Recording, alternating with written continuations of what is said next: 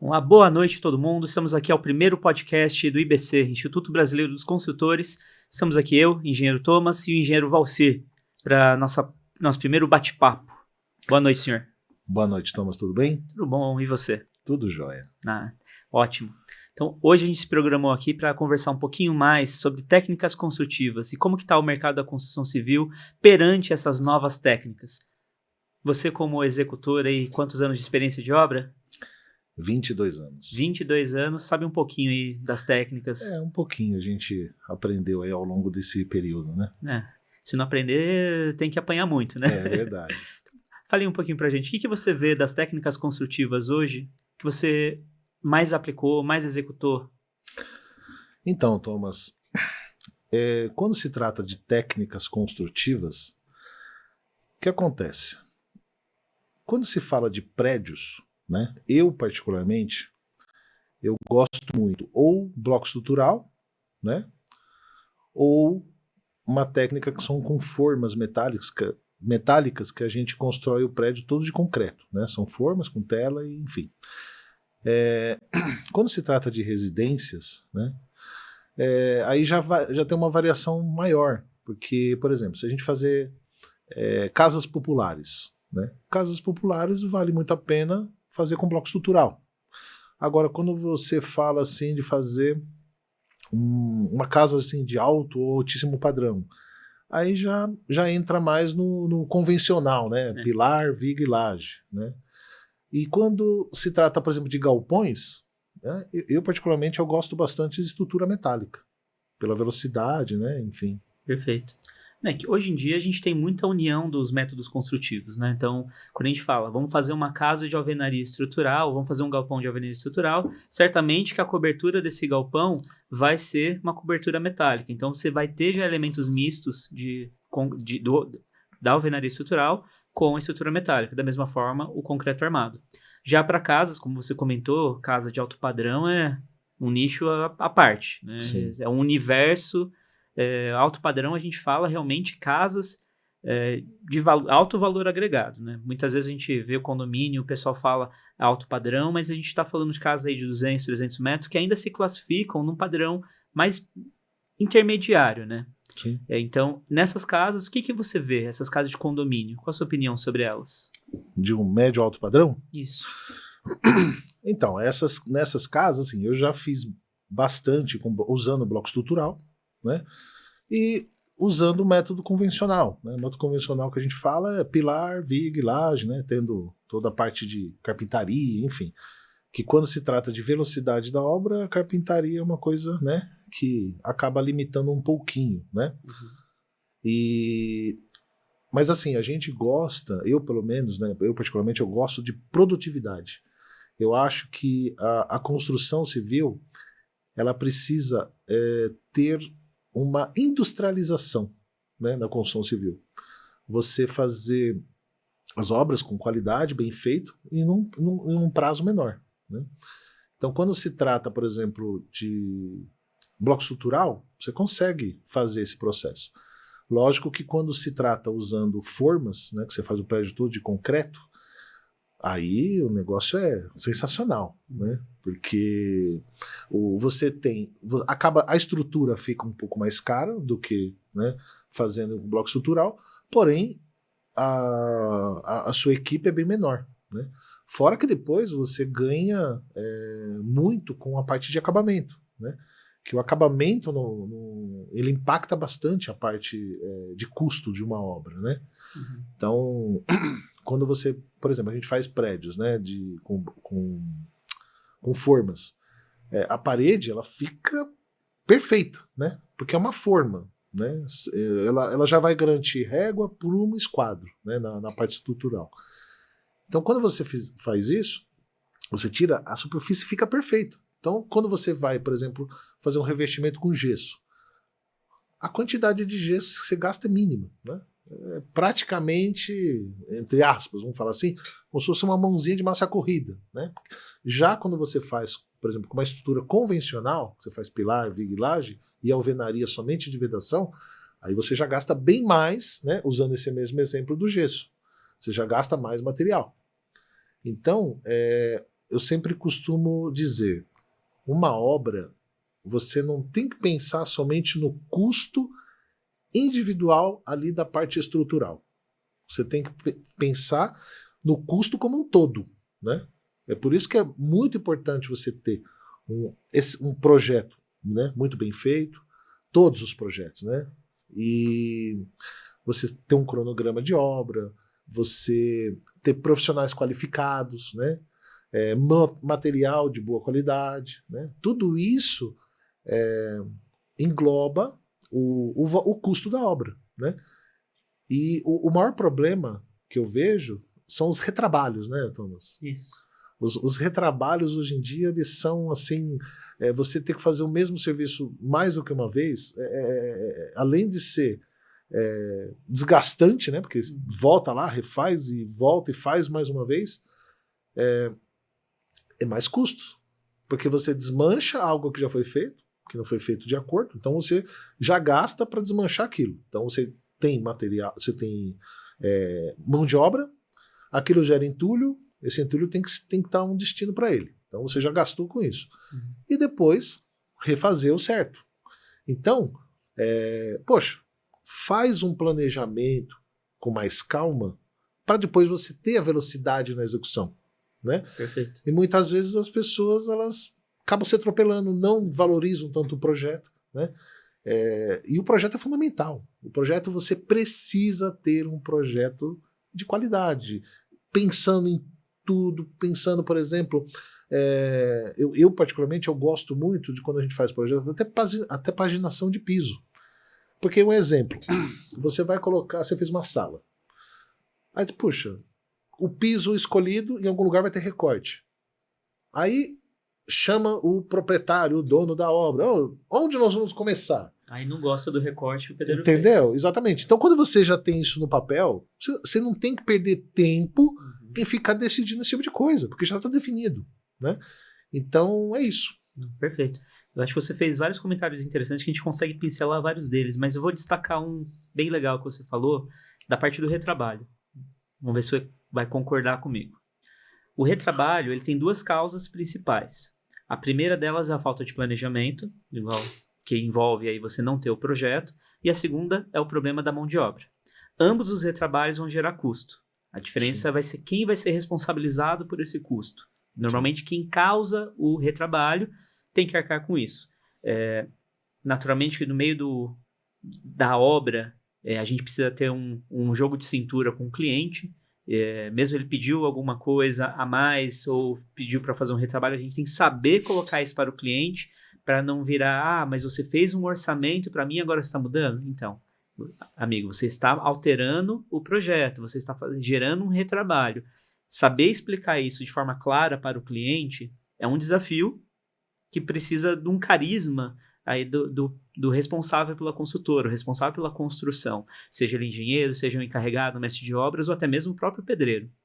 A gente tem que tomar muito cuidado para não se submeter a situações na qual a gente se saia desvalorizado como profissional, né? Não é qualquer um que pode sair fazendo uma construção, que é a segunda causa do retrabalho. É quando você faz uma obra sem ter uma mão de obra qualificada.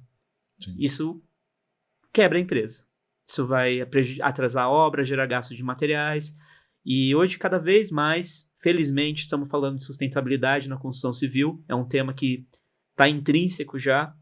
Hoje mesmo saiu uma notícia de que o Rio Grande do Sul vai abrir a primeira indústria de cimento utilizando hidrogênio verde para já melhorar a sustentabilidade da construção civil. O concreto hoje, que representa, se eu não me engano, 7% das emissões, depois no corte vai aparecer aí a correção da estatística, mas se eu não me engano são 7% das emissões de carbono no mundo, e você utilizar materiais renováveis para fazer o concreto é um passo importantíssimo, mas não adianta dar esse passo se nas obras, que é o que está consumindo esse material, vai estar gerando um retrabalho, desperdício de material. Retrabalho não é só perda de tempo. Você está jogando fora todo o material que você produziu. Para você fazer o cimento, você tem que aquecê-lo a temperaturas altíssimas. Você gasta energia. Então, cada saco de cimento que você desperdiça na obra, você está dando um passo contrário à questão de sustentabilidade. Não adianta você querer ter um posicionamento político, sendo que a prática do dia a dia, que é o que cabe realmente a nós, a gente não cumpre. Né? E nós, como construtores, temos que ter essa ciência e responsabilidade. O retrabalho não é simplesmente um problema de custo, não é um problema de prazo, é um problema social para todo mundo. Então, lutar contra esse retrabalho é essencial. Sim. Nesse sentido, agora pincelando um segundo assunto que você tocou, que é a parte de projeto. Por que o projeto é tão importante para você não ter retrabalho? A partir do momento que você faz um projeto, você está num papel. Estando no papel, você pode rabiscar, você pode alterar, você só vai perder o tempo do engenheiro, do arquiteto que estiver fazendo. O papel aceita tudo. O papel aceita tudo, né? No máximo, você vai estar investindo tempo da equipe de trabalho que está concebendo esse projeto. Essas horas são apenas horas remuneradas. Não tem um custo de material, você não está perdendo ali, né? Então, o custo é mais baixo. Então, você define tudo que você tiver para definir na etapa de projeto. Paginação de piso, técnica construtiva, que é o mote aqui de hoje. Se vai ser alvenaria estrutural, se vai ser steel frame, se vai ser madeira, o que quer que seja. Define na etapa de projeto. Definindo na etapa de projeto, você já não vai ter retrabalho de alteração. Toda e qualquer alteração que ocorrer durante a obra, ela vai ter um custo cada vez mais alto. Enquanto você tiver... Eu gosto de separar a obra em 3 fases, que aí já abarca a reforma, né? Primeira fase de preparação ou demolição, na qual você, se é uma obra nova, você prepara o canteiro, se é uma obra de reforma, você demole tudo. Segunda etapa, reconstituição ou fase cinza, na qual você entrega a obra com o reboco pronto. E, por fim, o acabamento. Até a fase cinza, que é a fase ali de reconstituição, tudo bem, você ter algum retrabalho. Agora, entrar no acabamento, esquece. Já vi uma obra que a pessoa esqueceu de passar um conduíte para uma porta de abertura automática, já tinha feito todo o acabamento com madeira, piso de madeira maciça, os acabamentos todos já instalados, e não teve mais o que fazer. Não conseguiu fazer a instalação da porta porque não tinha por onde passar um conduíte, e não ia passar o conduíte por fora. Sim. Né? Então, isso tudo envolve o quê? Você ter o projeto bem feito, e não deixar ter alterações na fase de acabamento, para você não ter toda essa gama de retrabalho, né? E pegando com mais precisão aí nessa parte da técnica construtiva, né, dentro dos projetos, hoje nós temos várias técnicas consolidadas. Tem uma cultura muito forte do brasileiro com concreto armado, né, que a gente já tem mais de 50 anos aí de concreto armado no país, né, 100 anos quase. E esse concreto armado, ele utiliza tijolos de vedação, que é o que quando a gente fala alvenaria convencional, com vigas e pilares, essa alvenaria a gente chama de alvenaria de vedação, porque ela não tem uma função de estrutura, ela não vai estar portando a sua estrutura. Quem vai responder por isso são as vigas e pilares e lajes, né? Já na alvenaria estrutural, o próprio tijolo é autoportante, o máximo que você faz são canaletas grauteadas, com um vergalhão de 8 ou 10 milímetros, podendo ser 1 ou 2, dentro dessas canaletas, vai depender com o projeto, e fazendo pilaretes também grauteados. Então são concepções diferentes. E hoje, ainda que a alvenaria estrutural já esteja consolidada no país, a maior parte das casas a gente vê ainda com tijolinho cerâmico. Qual a sua opinião sobre isso, Valcir? Então, assim, eu sempre procuro ver, quando a gente vê, né, muitas construções, a gente bate o olho, nós que somos técnicos, né, Thomas? A gente bate o olho, a gente já vê, ó, ali tá usando tal método, ali tá fazendo assim, tá fazendo assado, enfim. O que acontece? A gente tem que pensar, pelo menos eu vejo da seguinte forma, na parte financeira, né, daquela pessoa, por exemplo, que está executando. Por exemplo, quando você vai em alguns lugares que tem casas mais simples, né, ali, em muitas delas, não tem um acompanhamento de um técnico, né, e o pessoal vai fazendo, o famoso puxadinho, né, vai fazendo uma casa, aí o outro já faz a casa do lado, e vai grudando, enfim.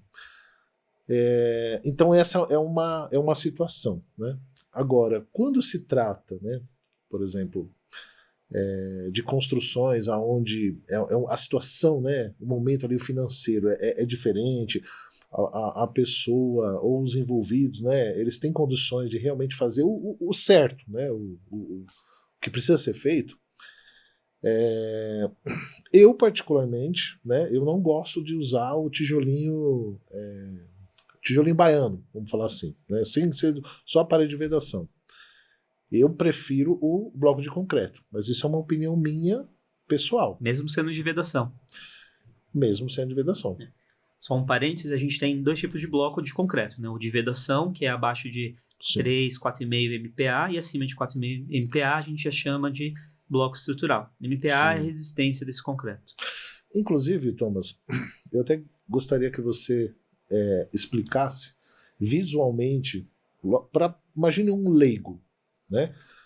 Se ele tem os 2 blocos, o bloco de vedação e o bloco estrutural, mas ambos são blocos de cimento vazado, né, sem o fundo, muito parecidos, né? Eu já comprei blocos que quando você olhava assim de longe, você não notava a diferença. Quando você vai perto, aí a gente percebe. Mas eu gostaria de você falasse assim pro pessoal aí que está escutando, bem assim, uma coisa bem objetiva para eles entenderem. É bem simples. Quando você pega já o bloco, você já percebe. A espessura das paredes dele é completamente diferente do bloco de vedação para o bloco estrutural. As famílias são muito parecidas. Quando a gente fala família, a gente está falando do tamanho. A gente tem a série 9, a série 14 e a série 19. Como as principais. Pode ter variações aí dependendo da região, mas essas são as principais. A largura do bloco, né? Que é a largura do bloco. Ele vai ter 9 de largura por 29 ou 39 de comprimento e a altura dele é padronizada com 19. Por que esses números quebrados? Você vai ter sempre uma camada de argamassa entre os blocos de mais ou menos 1 centímetro. Então a gente vai ter modulações de 20 em 20 centímetros. Tanto que quando a gente faz um projeto, já pegando na arquitetura, imagina só, um projeto de uma torre. Vou fazer ela de alvenaria estrutural.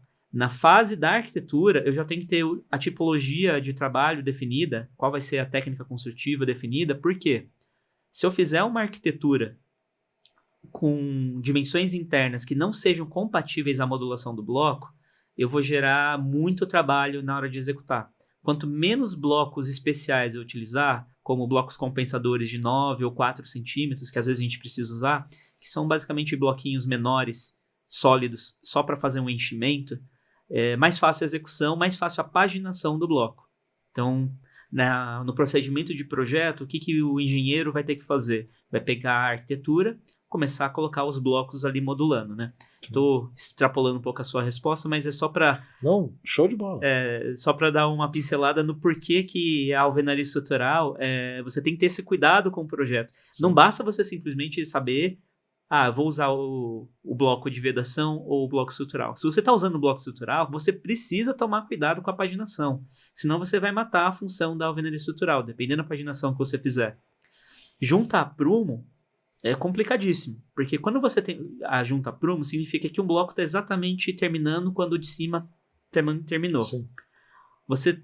Nessa seção, o esforço do peso da estrutura, né, esforço de compressão, vai se concentrar nessa junta e ela vai fissurar. E você também vai perder a capacidade de carga dessa seção. Normalmente a gente coloca a junta prumo quando a gente quer que fissure.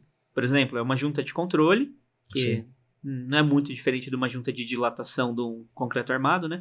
Mas a cada 15 metros para paredes internas, mais ou menos, segundo a 16868, norma de bloco estrutural, o corte vai corrigir o número da norma para mim também. Você precisa ter juntas de controle para que você permita a fissuração da alvenaria nos locais em que você tem um preparo para isso, que envolve você colocar um elastômero para proteger essa fissura e você evitar a água de entrar. A água entrou na alvenaria e gera um monte de questão de manifestação patológica depois, que a gente pode até conversar um pouco sobre, mas é um cuidado muito grande que a gente tem que ter na etapa de projeto. Sabe, só fazer uma observação.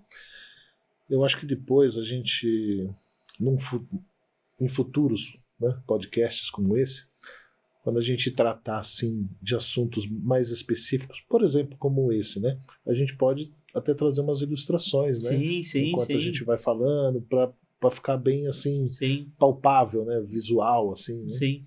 Não, fica bem legal. Até porque, por exemplo, manifestações patológicas e patologias na construção é um assunto que eu gostaria de entrar aqui hoje com você, Sim, porque isso é o pós-obra, né? sim. Que até ajuda as pessoas a identificarem qual é uma boa construtora.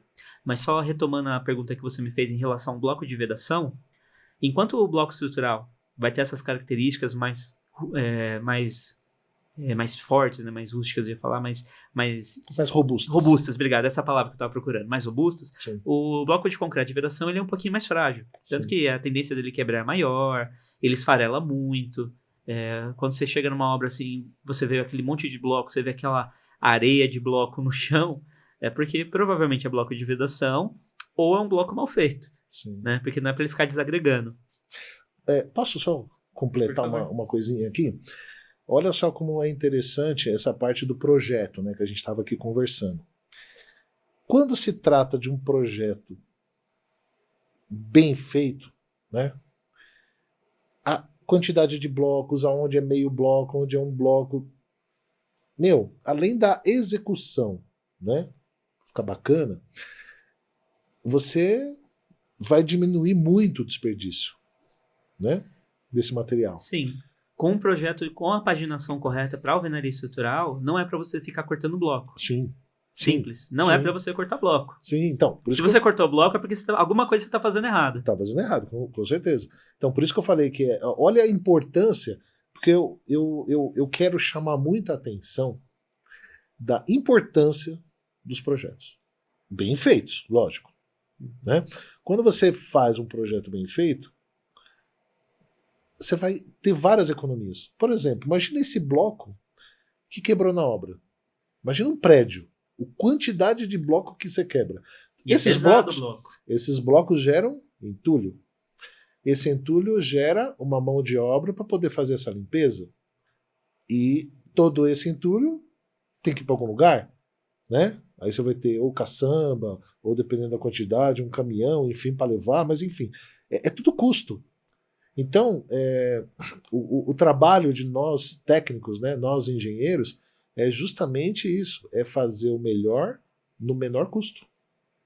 Né? Perfeito. Com projetos adequados, com a mão de obra qualificada, com materiais de qualidade, porque depois que você conclui uma obra, é aquilo que você comentou agora há pouco, você voltar lá para dar manutenção, porque você tem que dar uma garantia daquela construção que você fez. Você precisa dar 5 anos de garantia sobre vícios construtivos ocultos, né? Que são aqueles que você não vai ver nos primeiros dias. Né? E dentro desses 5 anos, você vai ter que voltar e dar manutenção nessa obra. Né? Por isso, é muito importante para quem quer construir, tem receio de construir, vou comprar uma casa nova, vou construir a minha casa. É sempre legal construir a casa, porque a casa vai ser do jeito que você sempre sonhou. Né? Aí a gente pode entrar num parêntese muito grande sobre o sonho de construir a casa, se vai virar um pesadelo ou não, né? Mas você sabendo contratar a pessoa certa para fazer a sua casa, pode ser o pedreiro, pode ser o consultor, pode ser o vendedor de carro que vem abrir uma consultora, pode ser a pessoa que quiser. Se ele te levar para mostrar alguma obra que ele fez, não importa tanto. O que importa é a mão de obra dele. Se ele tem uma mão de obra boa, você tem que ver uma casa que essa pessoa, que essa mão de obra boa fez depois de 5 anos. E perguntar para a pessoa que morou ali, e aí, como que tá morar nessa casa? Porque a maior parte dos problemas vai aparecer, os problemas construtivos vai aparecer nesse período. E quem melhor para dizer se o trabalho foi bem feito ou não, se não a pessoa que está vivenciando o dia a dia dentro dessa casa. Está acumulando água no canto do banheiro, que é aquela coisa maravilhosa. Tá com umidade na parede. Estou com fissura na parede. Tudo isso são vícios construtivos. Hoje, no Brasil, cerca de 70% das manifestações patológicas são causadas por problemas de mão de obra. Se a gente olha no exterior, esse percentual chega a cair para 20% na Europa. Né? E os problemas se tornam outros. Se tornam uso de material. Hoje aqui, a gente, felizmente, tem muitos materiais de qualidade e o problema é a mão de obra. Sim. Então, todo esse retrabalho, não importa se você adotou uma alvenaria estrutural, se a pessoa que está executando não sabe fazer ou não seguir um projeto, não for qualificada, você vai ter manifestação patológica na sua casa. Né? Alvenaria estrutural, você não pode sair cortando a parede para passar tubulação. Vai cair a casa? Não. Vai fissurar? Vai. E depende muito de onde vai fazer esses cortes. De onde vai fazer esses cortes, né? Exatamente. Então, tem que ter, sim, uma mão de obra qualificada, tem que ter um planejamento de obra. Esse planejamento tem que ser seguido. Você que é engenheiro, está tocando uma obra, o empreiteiro não está fazendo o que você está falando para fazer, ele quer resolver, esqueceu de passar a tubulação quando você falou para ele passar. Ah, não vou, agora eu vou cortar. Troca o empreiteiro. Não continua. Porque só de ele fazer uma asneira dessa, ou falar uma asneira dessa, já indica que ele não tem experiência necessária para fazer a alvenaria estrutural. Ponto. Né? E não ter medo também de trocar a mão de obra é muito importante. Vai gerar mais custo? Vai. Só que aí você também tem que saber contratar essa mão de obra. Né? Então, como você pode ver, não basta a gente querer limitar os problemas da construção civil ou as relações da construção civil à técnica construtiva. Obras são multidimensionais, né? Envolve muito trabalho diferente e um sempre vai impactar no outro. Sim. Desde a fundação até você fazer o acabamento. A escolha da técnica, ela vai te direcionar a um procedimento e você precisa de pessoas qualificadas para executar este procedimento. Sim. Né? Eu costumo sempre assim, comentar, né, com as pessoas que são mais próximas a mim, você, por exemplo, é uma delas. Sempre escuto eu falar, né? A obra, ela pode ser a realização de um sonho ou se tornar um pesadelo. Então, é muito fácil ela ser a realização de um sonho, desde que você siga tudo isso que a gente está aqui conversando, né? Projetos completos, bem feitos, um técnico responsável, saiba, conheça, né, da execução, saiba cobrar, saiba pedir. Porque não adianta... E o mais importante, você pedir e ser atendido. Né? Porque hoje em dia a mão de obra... Né, hoje em dia a gente tem uma... Eu costumo falar que os pedreiros são muito carismáticos. Eles são excelentes para te convencer de que o sol é azul. Né? Eu tenho um caso que eu adoro contar, essa anedota. Cheguei numa obra minha, né? Eu faço mais projetos, mas eu já executei bastante obra, né? O pedreiro tava lá reclamando. Pô, Thomas, você comprou errado aqui a porta. Você comprou a porta que abre para a esquerda, mas aqui tem que ser a porta que abre para a direita. Eu parei, olhei. Pô, legal, hein, fulano? Será que eu comprei errado mesmo? Olhei com mais atenção, falei, nossa, essa porta é diferente, né? A porta aqui tem a fechadura na parte de cima. O abençoado tinha colocado a porta ao contrário, né?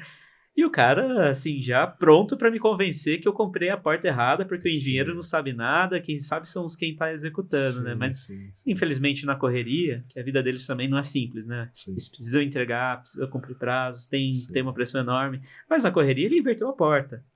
Outro dia, o meu mesmo pedreiro, ele falou, Thomas, você comprou errado de novo. O que eu comprei errado, fulano? Você comprou registro de gaveta, é registro de pressão. Aqui, ó, só tem um registro de pressão e tem 5 registros de gaveta. Eu olhei o pacote, olhei pro registro. Falei, fulano, o registro de pressão é o que vai nos chuveiros. O registro de gaveta é o que vai acionar o banheiro inteiro, são 3, né? Então, porque ele abriu os pacotes, não viu qual era qual. Aí misturou, não sabia mais qual era qual. Misturou com o do outro banheiro, aí foi separar o material, deu aquela coisa e pronto, o engenheiro comprou errado. Mas isso eu conto para ilustrar que eles são muito carismáticos. Eu cheguei a duvidar de mim mesmo. Pô, será que eu confundi o de pressão com o de gaveta? Fui no famoso Google por confirmar. Não tô louco, né? Que ele fala com uma convicção tão boa que se ele fosse político, esse pedreiro aí em específico, se ele fosse político, ele ia ganhar muito voto. Né? E agora, levando para uma outra vertente, ou seja, a gente falou bastante de alvenaria estrutural, alvenaria comum, né, com concreto armado. Por que você acha que no nosso país a gente fala tanto dessas duas, às vezes fala um pouquinho de steel frame ou de estruturas metálicas em geral, mas sempre essas duas? Por que a gente não tem coisas novas? Por que a gente não usa madeira, por exemplo? Então, Eu acho que é cultural. Porque as pessoas estão muito acostumadas, né? E aí o que acontece? Não, isso aqui dá certo, vamos seguir. E fora, tem outros métodos, né? O próprio steel frame, né? A parede de concreto que você comentou também. Sim, que não. Grandes incorporadoras hoje estão usando parede de concreto nos prédios. Exatamente. Quando eu estava no 3º ano de faculdade, eu entrei numa empresa, né, numa construtora, e comecei a fazer estágio. E o meu conhecimento era zero. Zero. E eu praticamente, eu me formei dentro dessa construtora, né? Eu fiz o 3º, 4º, 5º ano de faculdade, me formei lá. E lá eles usavam esse sistema de formas metálicas, né? Porque hoje em dia, quando a gente fala de forma, a forma, por exemplo, quando você faz uma estrutura convencional, pilar, viga e laje, as madeiras que você usa lá para fazer o pilar, para fazer a viga, são formas, né? Forma de madeira, para fazer somente o pilar, a viga, enfim. Às vezes também, dependendo se é uma laje maciça, também usa a forma para fazer a laje maciça. Mas usando essa técnica, falando especificamente dessa técnica que a gente está aqui, né, falando de formas, essa empresa ela usava formas metálicas. Mas para fazer o mesmo tipo de obra, tem empresas hoje que fabricam formas plásticas. Tem forma de alumínio, né? O objetivo é o mesmo. Você faz toda a estrutura de tudo que você vê da estrutura convencional, onde a gente tem bloco, né? Que são as paredes como um todo, é tudo concreto maciço que utiliza essas formas. E só que eu sou apaixonado, né, por esse método. Para mim, quando se trata, por exemplo, de construção, prédio, porque não tem muito o que você mudar, né? Lógico, quando se trata assim de um apartamento, de um prédio onde você tem apartamentos já de um padrão mais alto, as pessoas elas gostam muito de fazer algumas alterações. Então, já esse método já não é muito viável.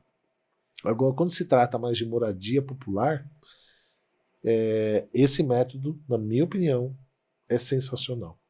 E tem também essas paredes de concreto preenchidas com isopor, né? Você já deve ter visto. Sim, sim. Eu nunca fiz usando esse método, mas outro dia eu estava numa reunião e nessa reunião a pessoa ela utiliza esse método. Lógico, a gente, por mais que eu nunca fiz usando esse método, só de conversar ali a gente já pega rápido ali, entende rápido, né? E é bem legal. Também é um método que ele é semelhante a esse das formas, só que eles utilizam o isopor. Eu esqueci o nome agora. Você lembra do nome? De cor, agora não. Nossa, me fugiu aqui o nome. Mas enfim, é um método também, legal. Aquele outro método que eu vi recentemente, eu até te enviei, né, o vídeo. O pessoal inflou uma estrutura de elástica, né? Virou uma casa estilo aquelas casinhas de desenho animado, de anime, aquelas casinhas redondas, e colocaram uma malha metálica em volta e jatearam o concreto. Então, ficou parecendo uma casa de um hobbit, né? Ou do Dragon Ball, aquelas casas redondas. E eu achei bem legal, né? Porque é bem diferente, você consegue utilizar esse molde várias vezes, até, se não me engano, até umas 10 vezes você usa o mesmo molde. As casas vão sair iguais, mas não tem problema, né? E você agiliza porque você simplesmente faz a casa numa etapa de concretagem. Sim. Depois é só acabamento. Então o que você demoraria 1, 2, até 3 meses para fazer, você vai fazer em 2 dias. O que é absurdo. Esse método das formas, né? Você falou isso agora, eu me lembrei aqui de uma outra situação. Esse método das formas, lógico que para você fazer usando, né, o método de formas, seja ela metálica, seja ela de alumínio, enfim, de plástica, você vai precisar treinar a sua equipe. Sim. Né? Tem que ser uma equipe treinada, uma equipe de montagem. Então, na verdade, pedreiro, você elimina todos esses profissionais para executar a estrutura. E você vai ter uma equipe de montagem. E o que acontece? Essa equipe de montagem, ela tem que ser uma equipe treinada. Por quê? Você vai treinar lá até... Qual é o objetivo do treino? Além deles saberem manusear, enfim, fazer o serviço. Você imagina o seguinte, você, depois da fundação pronta, por dia você faz uma casa com um jogo de forma. Cara, isso é sensacional. Imagine o seguinte, você já está ali com a sua equipe treinada, afinada, todo mundo sabe o que precisa ser feito. E detalhe, tá? É uma equipe bem mais reduzida se fosse, por exemplo, usando o método, como eu brinco, né? O feijão com arroz, o método tradicional. Depois do pessoal treinado, imagina, vamos fazer várias casas, vamos fazer 500 casas, por exemplo, essas casas populares, por exemplo. Você faz uma casa, com um jogo de forma, você faz uma casa por dia. Todo dia. Ah, mas eu preciso produzir 2 casas por dia, 3 casas por dia. Você tem que ter uma equipe para cada jogo de forma. E depois que você concretou, você já entra no acabamento. E é interessante, para esse tipo de técnica, tem essa repetição, né? Por que é importante a gente pensar nesse tipo construtivo? Poxa, todas as casas vão sair iguais. Às vezes a gente não quer uma casa igual a do outro, a gente quer uma casa igual a minha. Só que quando a gente fala desse tipo de construção, na qual você repete um padrão, não é simplesmente para atender o sonho da pessoa de ter uma casa do jeito que ela quer. É para atender uma demanda que existe no país, né? A gente tem um déficit de habitação enorme, né? A cada ano, temos mais e mais casas precisando ser construídas. Saiu uma notícia na CNN que o Brasil precisa de 33 bilhões até 2030 para conseguir reduzir esse déficit. Nossa. Né? É muito dinheiro para fazer muita casa. Então, quando a gente fala desse tipo de processo construtivo, o que a gente está falando? Estamos falando dessas casas populares em regiões como Nordeste, Centro-Oeste, locais que você precisa atender a demanda da população para construir essas casas. Não existe uma verba disponível, por muitas vezes quem tem que arcar com esse custo é o governo federal, por meio de iniciativas do Minha Casa Minha Vida, e o recurso é limitado e a quantidade de pessoas só aumenta. Então a gente precisa otimizar os processos, fazer realmente essa repetição. Estamos realmente fazendo casas iguais? Estamos. Mas estamos atendendo pessoas que não têm onde morar. Sim. Né? Pessoas que às vezes precisam morar com parentes ou morar em aluguel, não ter condições de pagar o aluguel. A gente está falando de casas que podem vir a custar somente 70, 80 mil reais para construir. Né? São casas pequenas. Em alguns casos até menos. Né? Em alguns casos até menos. Então, agora imagina só, você precisar construir uma casa aí de uns 50 metros quadrados usando 80 mil reais. Você precisa otimizar na técnica construtiva. Você precisa adotar esses elementos, essas inovações, para conseguir atender essa demanda populacional. Não é todo lugar que você vai conseguir fazer prédio ou que vai ser viável ou necessário fazer prédio. Sim. Muitos lugares nem culturalmente muito aceito morar em prédio. O pessoal gosta de casa. Né, um país do nosso tamanho, querer morar em casa... E a gente está falando, né, Thomas, apenas de edificações. Exatamente. E obras de infraestrutura? Pois é. Hospital, escola, praça, teatros. Ruas. Redes de esgoto, rede de águas pluviais. Né? E nesse sentido é até interessante a gente fazer um pequeno parêntese que, por mais que a gente fale, pô, casa é legal, acho que não sei se eu uso dizer que a maioria das pessoas prefere casa, mas eu sou do time casa, né? Eu adoro casa, por mim, todo mundo tinha que morar em casa e esquece prédio. Só que olha só que interessante, na parte da infraestrutura urbana, quando você faz um prédio, você está ali concentrando 100 famílias num único espaço, a infraestrutura é uma só. Ocupando um espaço. Você ocupou um espaço, né? Só, você só fez uma infraestrutura.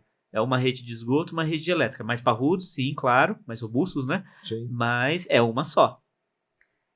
Só que aí você gera outros problemas. Quando você coloca vários prédios juntos, você cria uma São Paulo cheia de trânsito. Porque você tem um volume muito maior de pessoas para chegar num determinado ponto. Ao passo que se você faz casas espalhadas aí em zoneamentos, em distritos, Sim. você consegue ter vias locais menos ocupadas, só que se você não tomar cuidado com o urbanismo disso, você não conseguir fazer centros urbanos para que as pessoas não precisem ir sempre para um mesmo lugar, igual Sim. hoje acontece na maior parte das capitais, você gera trânsito muito intenso nas vias coletoras e nas vias arteriais. Sim. Né? E a infraestrutura urbana para você atender essas casas é muito mais cara comparada com um prédio. Um prédio basta uma ruazinha, tá ali, tá ótimo. Você, às vezes tem que fazer um estudo de impacto, às vezes não. Você precisa fazer um estudo de impacto de vizinhança para saber se as vias coletoras vão acomodar isso, como que vai ser o impacto disso na vizinhança, né? Sim. Mas o custo da implantação do prédio é menor do que de um loteamento, por exemplo. Sim. Da implantação. Né? Sim. Hoje em dia, né, eu vejo que a construção civil é uma área maravilhosa. Né? É uma área que dá para se ganhar muito dinheiro, mas trabalhando certo. Quando eu falo certo, além do certo, o certo mesmo, né, de você ser uma pessoa correta, fazer as coisas, né, como elas devem ser feitas, fazendo isso que a gente estava falando, né? Fazer um planejamento. Uhum. Planejamento começa, eu costumo dizer, né, a construção civil, eu divido ela em 3 grandes áreas: planejamento, projeto e obra. Uhum. Execução. Planejamento, a gente vai decidir o que fazer, onde fazer e como fazer. Né? Vendo custos, vendo a viabilidade, enfim. Projetos. Tudo que foi decidido no planejamento, coloca no papel. E tomar todas as decisões no projeto. Fazer o estudo financeiro, escolher um método construtivo para aquela determinada obra, qual é o melhor método, aonde a gente vai ter o melhor custo-benefício. Sempre pensando no pós-obra também. Uhum. Porque quando você faz, constrói para você, né? Você vai incorporar, por exemplo. Você vai construir casas para vender, prédios, apartamentos, enfim. Seja o que for. Não importa o tamanho. Quanto maior, maior os problemas, né? Quando você faz uma casa, vamos pegar esse exemplo de você fazer uma casa para vender. Depois que você vender, a casa está pronta, bonita, linda, maravilhosa. Você vai vender a casa. Essa casa, como a gente falou aqui anteriormente, nós vamos ter que a gente ser obrigado a dar garantia. E qualquer problema você tem que voltar ali para dar assistência.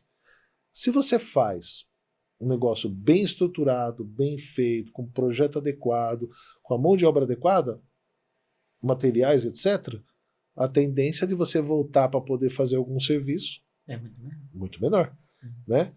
Então, tudo tem que ser pensado. Né?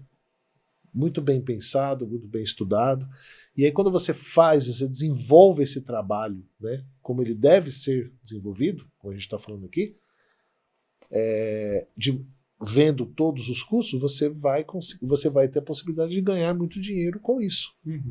Porque só de você, vamos supor, você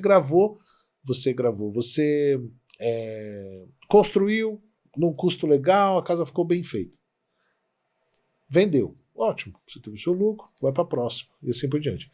Só que se aquela casa você começa a ter que voltar demais, você está tendo custo. Uhum. Então o que você ganhou lá, você começa a sangrar, como Exatamente. se diz. Né? Então, é isso. Né? Eu vejo, quando se trata de técnicas de construção, de projetos, enfim, que é o início de tudo, né, Thomas? Tem que ser muito bem feito, muito bem pensado, muito bem estudado. Muito legal. E faltou só uma técnica construtiva que acho que a gente não comentou. Claro que tem várias outras. Tem até casa sendo impressa em 3D hoje em dia, né? Que aí é bem tecnológico. Né? Sim. É bem tecnológico, bem legal. Mas tem uma outra técnica que já existe há milênios, que é a construção de madeira. A gente mora num país cheio de natureza. Sim. Temos árvores pra caramba. Por que a gente não usa essas árvores para construir, né? tem uma resposta complicada e a resposta simples, né? A resposta mais simples é, a gente está acostumado a utilizar materiais mais baratos e que o desmatamento já associa-se que é algo ruim. No entanto... desde que faça desde que com a você faça madeira corretamente. própria, né? Que permita. Mas aí tem uma coisa interessante, né? A maior parte das madeiras tropicais, você já reparou que como elas crescem? Uhum. Elas crescem de forma sinuosa, né? As árvores são sinuosas. Então, as melhores madeiras para a construção, elas não precisam ser necessariamente as mais duras. Por exemplo, um IP. O IP é duro pra caramba. Seria ótimo para uma resistência, só que ele não tem uma homogeneidade. Então, é mais difícil você fazer, extrair desse tipo de madeira peças para você fazer uma estrutura. As melhores madeiras para se construir são as coníferas. Por quê? Elas são uniformes. Elas são mais macias, tipo o pinus. Ele é bem macio, né? No entanto, ele é muito bom para a construção. Tanto que tanto o pinus quanto o eucalipto são muito utilizados para fazer a madeira engenheirada, né? Dentre elas, uma mais prominentes é a madeira laminada cruzada, CLT, Cross Laminated Timber, que está em crescimento no sul do país, porque é onde o pessoal consegue plantar essas árvores. Hoje, essas árvores são mais utilizadas para a indústria de papel celulose, né? Mas está, aos poucos, começando a produção dessa madeira. E o legal desse tipo de construção, olha só que interessante, de novo a gente pega a sustentabilidade. Enquanto para 1 metro cúbico de concreto, você precisa gastar 1 tonelada de carbono, você emite 1 tonelada de carbono, 1 metro cúbico de madeira, você captura 1 tonelada de carbono. Então, é muito mais sustentável no viés do próprio material. Claro que existe ali as questões de transportes e tudo mais para você realmente ter o selo verde. O tempo, né? O tempo. Porém, é super viável. O pessoal fala, mas a madeira não estraga. Então, todo tipo de construção estraga. Você precisa primeiro saber construir com ela, utilizando um bom projeto, como a gente já falou umas 50 vezes aqui hoje, utilizando um bom projeto para evitar os vícios construtivos que vão causar as principais manifestações patológicas que a gente está acostumado a ver, que, assim, todo mundo já sabe, né? Não vou falar careca de saber, senão você vai dar risada de mim. Todo mundo já sabe as manifestações... Todo mundo já está careca de saber quais são as manifestações patológicas que acontecem. Por que acontece? Porque você tem que tomar cuidado com a construção, né? Mas a madeira não é diferente. Poxa, você tem construções no Japão milenares de madeira. O que eles fazem? Eles pegam, substituem a parte que está com defeito e segue a vida normal. Sim, né? O concreto, não sei se você provavelmente já viu, o concreto de estacionamento de prédio residencial que o pessoal não faz manutenção, tá lá, o aço estourando, o cara vai e chama o pintor achando que fazer a pintura do concreto ali vai resolver. O estacionamento está quase colapsando e o pessoal pensando em pintura de prédio, discutindo na Assembleia se o síndico vai ter aumento de salário ou não, né? Mas na madeira não vai ser diferente, que você tem que tomar esse cuidado. Você tem que fazer um bom projeto para que você possa especificar o material correto, a madeira correta, no local correto. Se você vai fazer uma madeira nos pavimentos em contato com um lugar de umidade, você ou tem que isolar essa madeira ou fazer uma camada protetora para ela. Cupim, você acha que o cupim vai dar na madeira? Se você tiver umidade nela e ela não for tratada, vai dar cupim, né? E, no entanto, se você tiver uma madeira que você conseguiu preservar o estado dela, deixar ela seca, tiver aplicado a proteção necessária, ela vai durar ali para sempre. E quando você se porventura alguém demolir a casa, vai poder pegar essa madeira e reaproveitar em outra obra. Sim. Então a madeira tem um potencial enorme, ainda mais hoje que a gente está com essa pegada da sustentabilidade se fortalecendo, né?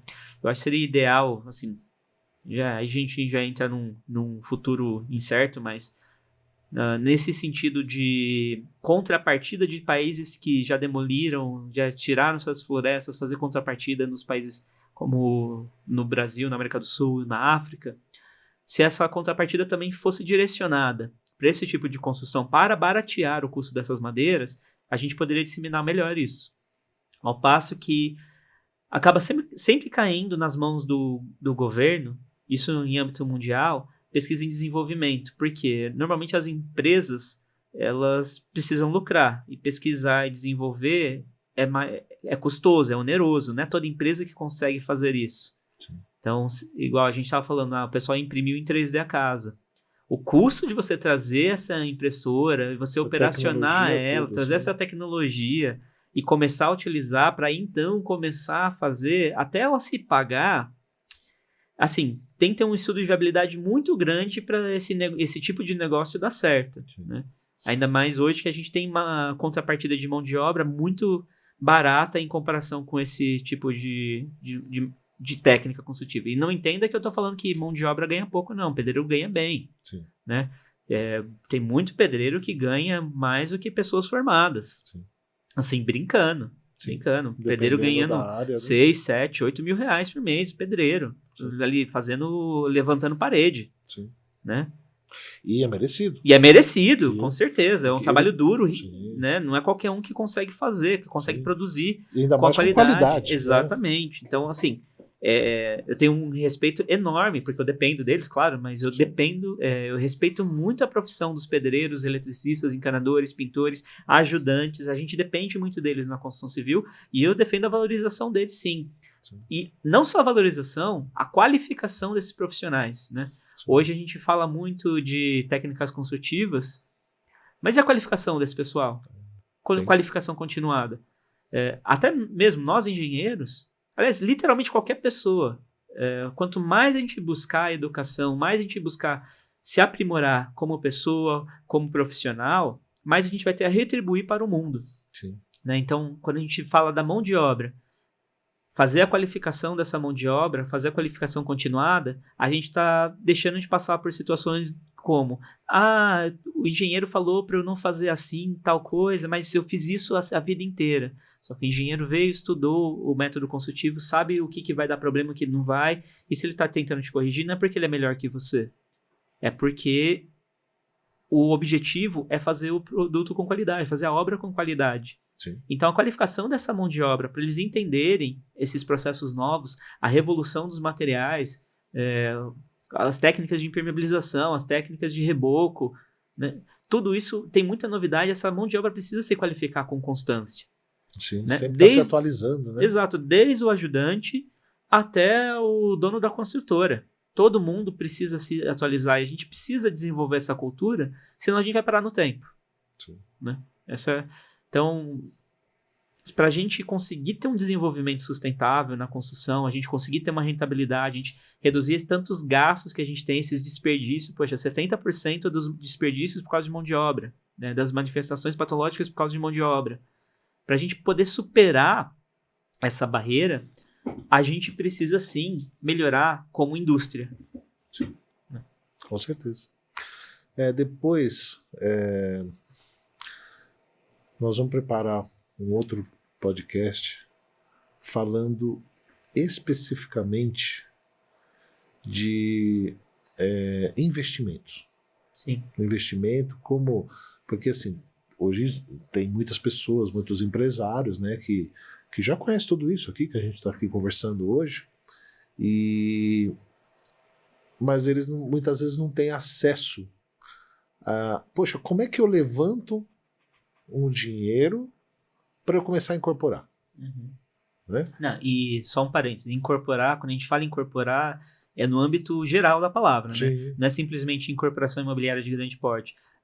Igual você comentou mais cedo, é importante a gente ressaltar isso. Sim. Quando você compra um terreno, constrói uma casa para vender, pode não ser uma incorporação imobiliária segundo a lei, segundo o papel, mas para todos os efeitos, você está fazendo uma incorporação. É uma incorporação pequena. Começa-se pequeno para depois virar grande. Pode não se chamar incorporação imobiliária ao pé da letra, ao pé da lei. Sim, né? Sim. Mas é muito similar, é um tipo de empreendimento que você está fazendo. Né? E realmente é uma das coisas mais rentáveis que você tem hoje de investimento, podendo chegar a 30% de lucro sobre o seu investimento. Sim. E ainda você pode ganhar mais com isso ainda, com as técnicas que a gente vai trazer nos próximos podcasts, né? Sim. Daí fica aí, cenas do próximo capítulo. Me senti uma novela mexicana agora. É isso aí. Eu acho que foi bem produtivo hoje. Foi. A gente tem mais uns minutinhos, se quiser pincelar algum outro assunto, mas podemos também encerrar e deixar para um próximo. Acho que é isso aí. Então acho é que isso. Tá bom. Então eu sou o engenheiro Thomas, esse aqui é o engenheiro Valcir, e a gente agradece a todo mundo que passou um tempinho para ouvir as nossas histórias, nossa experiência e o que a gente tem visto no mercado da construção. Contamos com vocês num próximo podcast. E é isso aí. Bem-vindos ao IBC. Abraço.